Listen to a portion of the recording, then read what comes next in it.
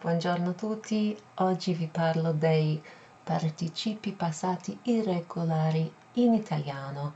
Cosa vuol dire? Vuol dire i verbi che non finiscono in ato, uto o ito, come finiscono i verbi regolari. Al passato prossimo invece finiscono altrimenti. Per esempio, ho detto, ho fatto, ho messo la penna, ho preso la penna, ho letto il libro, ho visto un amico, ho aperto la porta, ho scoperto qualcosa, ho risposto all'email, ok? Tutti questi sono verbi che hanno un participio passato irregolare. Okay, so we're looking at irregular past participles this evening, or today, and I'm going to look at 18 of them that I have chosen, which I think are very common and very useful. All of these irregular past participles are used with the verb avere. Now that doesn't mean that you can't use them with essere necessarily. However, the ones I'm focusing on today are used with avere, and I will be doing a separate video on some common irregular past participles in Italian that take essere. So past participles are used with a number of compound tenses. So for example, the passato prossimo, where you say ho mangiato, I have eaten, or I ate, or ho sentito qualcosa, ho dormito, ho pulito la casa, I cleaned the house. So I have cleaned, or I cleaned, I slept, I have slept.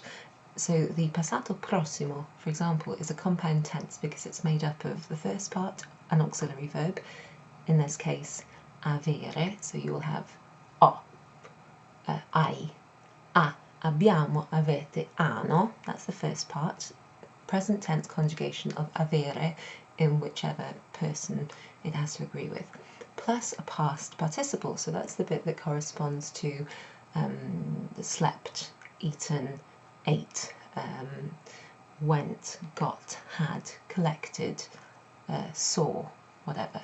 So I have done something, I have seen. So the next part you need is the past participle. So il participio passato. Normally in Italian they end, as you probably know, with ato if it's an ARE verb, ito if it's an IRE verb, or uto if it's an ERE verb. So regular verb endings in Italian will have these endings. However, there are lots of irregular past participles, especially ERE verbs. So you'll probably know some of the ones we're going to look at, but you'll definitely want to know all of them. So worth practicing. So, excuse me, what was I saying? So you've got compound tenses where you will see these past participles. So a compound tense is something that has an auxiliary verb plus a past participle. You will also come across, for example, avrò finito, I will have finished. Avrò mangiato, I will have eaten. So that's a compound tense. It's used with the auxiliary verb I will have, so that's the future part, and then the past participle, finished, eaten, written, whatever. So that functions very much like the English compound tense, which uses the present, which uses the future of to have and plus the past participle. So that's where you're going to see past participles. Sometimes, often actually, they're used as adjectives to describe something. But we're just going to focus on these. I think there's 18 I've chosen in total. I'm going to tell you what they are. I'd like you to think about whether you recognise which verb they come from. I will then tell you. I'll write them on the board, and then we'll do a couple of examples for each one, maybe one example for each one depending on time, and then I'll see whether you can identify the irregular past participle based on the infinitive verb. So for example, if I were to say the verb leggere, to read, I would want you to think letto, read. Okay, right, so let's have a look. So let's just familiarise ourselves again with regular endings. Ato for ARE verbs, ito for IRE verbs, and uto for ERE verbs. Okay, so these, the ones that we're going to see today, may have some of those endings, but the reason they're irregular is because they don't necessarily follow the pattern that you'd expect. So it might be that they have an extra letter. For example, fatto, F-A-T-T-O. There's an extra T there. Even though it's an ARE verb, it has an extra T, which is irregular.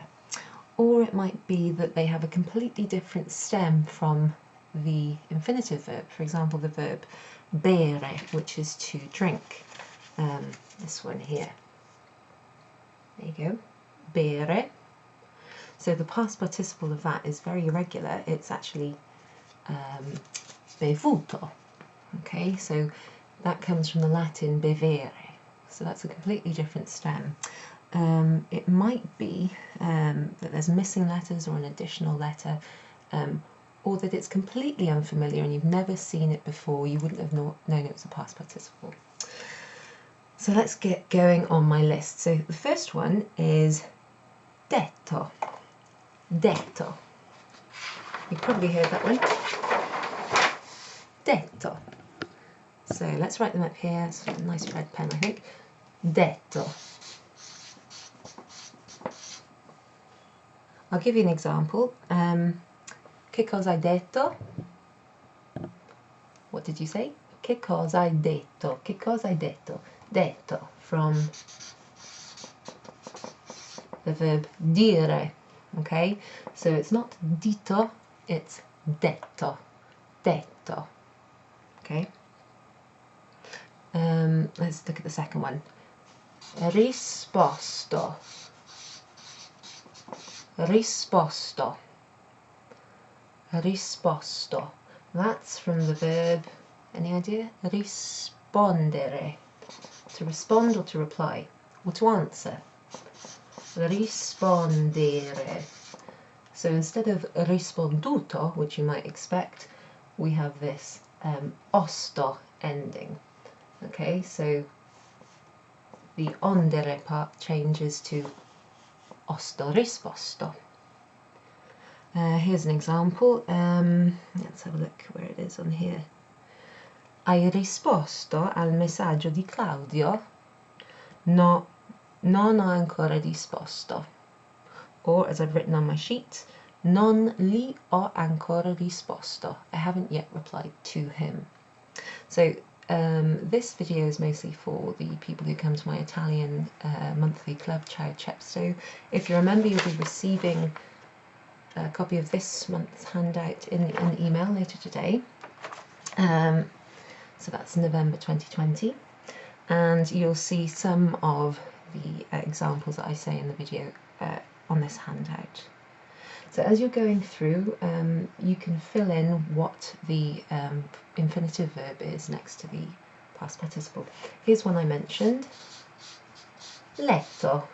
Letto. Now, if you're looking at that, you might think, oh, letto, un letto. That's a bed. So the noun un letto, a bed, is the same word, but this is the past participle, so it might look the same as the noun, but it's actually a past participle. It's something that means I have read. Ho letto, and it's from the verb leggere. So letto doesn't have any G's in it. It's got this double T-O, which is the same as detto, but there's no similarity between these two verbs, so as you can see, it's just completely irregular. The first ones that I've put on this list are just common verbs of communication, to say, to reply, or to answer, to read. So they're really common, very important. Okay, so this one is from the verb scrivere, which is to write. So there's your infinitive verb.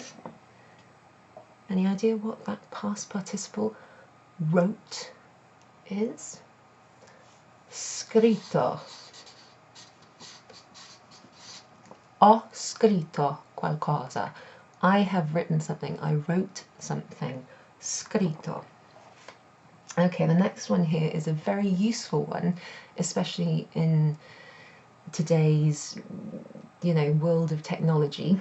So it's acceso. Acceso. There's a single S there, so that's pronounced Z instead of S. So acceso. Acceso. And that's from the verb accendere. Okay, let's see if I can make this a little bit more, a little closer for the ones that go down.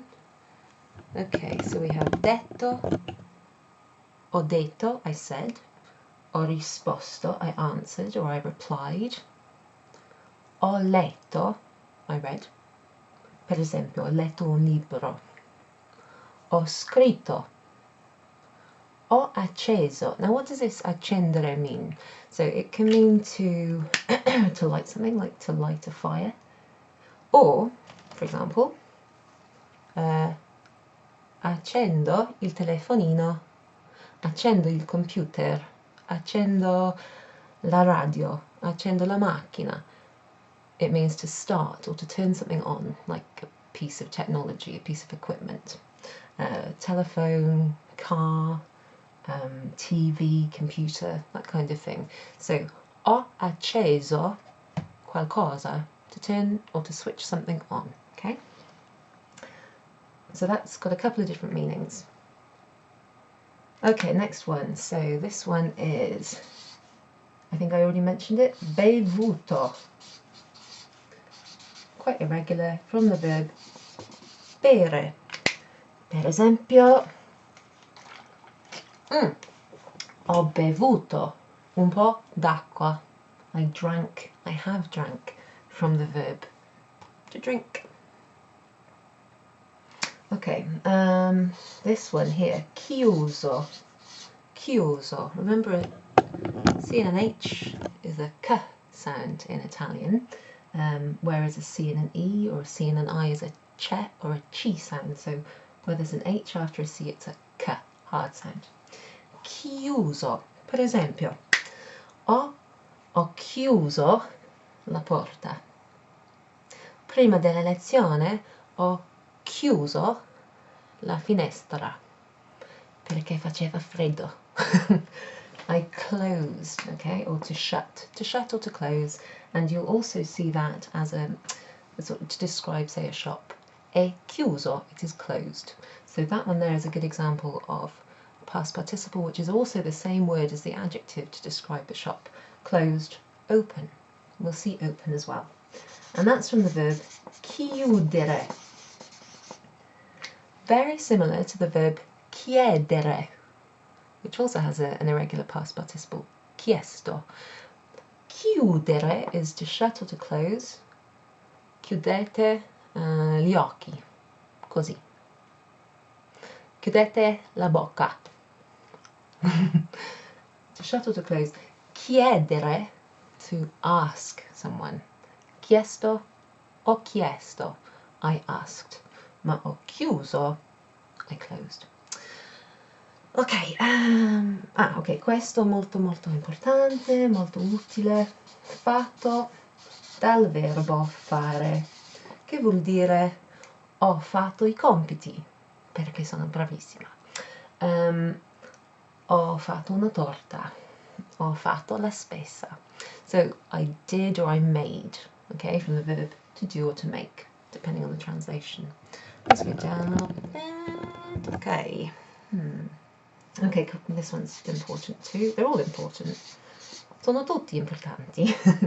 Messo. Attenzione perché ci sono due S. So instead of a single S, which is a Z sound, acceso, we have double S, which is messo. think of permesso, okay? Double S. Permesso, messo, eccetera. Espresso, an espresso. Espresso without an X. Messo from the verb mettere, which means to put, similar to the French, mettre, okay? Let's have a look. Important one. This one, very similar to the one after. Preso, single S there. Preso, preso, to take. I took. From the verb prendere. Let's have a look for an example. Preso. Avete preso l'autobus? No, abbiamo preso invece il treno. To take the bus, to take the train, whatever you want to take. It can also mean to physically take something as well. So the one that's very similar is all the same letters in a different order. Perso. Perso. Ho perso gli occhiali. Ho perso le chiavi. Ho perso il telefonino. Ho perso I soldi. So to lose something from the verb perdere. Perdere. Okay. So we have detto, risposto, letto, scritto, acceso, bevuto, chiuso, fatto, messo, preso, perso. Now let's go on to the next page. This one. If you're talking technology, modern day first world problems, this one's one that you might, if you're like me. Io per esempio ho rotto, non si vede, I've got cracks all over my screen, even with the protector on. Ho rotto lo schermo del telefonino. L'ho rotto. So R-O-T-T-O, rotto. I find it difficult to roll my R's, especially if I haven't had a drink. A bit of water helps. Ho rotto. From the verb. This is quite irregular actually, if you look at the verb. To break. Or to fracture, if you're talking about a bone or something. Rotto. I broke. Ho rotto lo schermo del telefonino. I broke the screen of my phone. Che peccato. Okay, let's have a look. So we had the verb accendere and acceso, to turn something on. This one, spento, is the opposite. So that means to turn off or to switch off something, or to extinguish if you're talking about a flame or a fire. Ho spento. Ho spento il telefonino. I turned off my phone. From the verb spegnere. Accendere e al contrario spegnere. Okay, this one's very common. I've mentioned it before. Visto, I saw.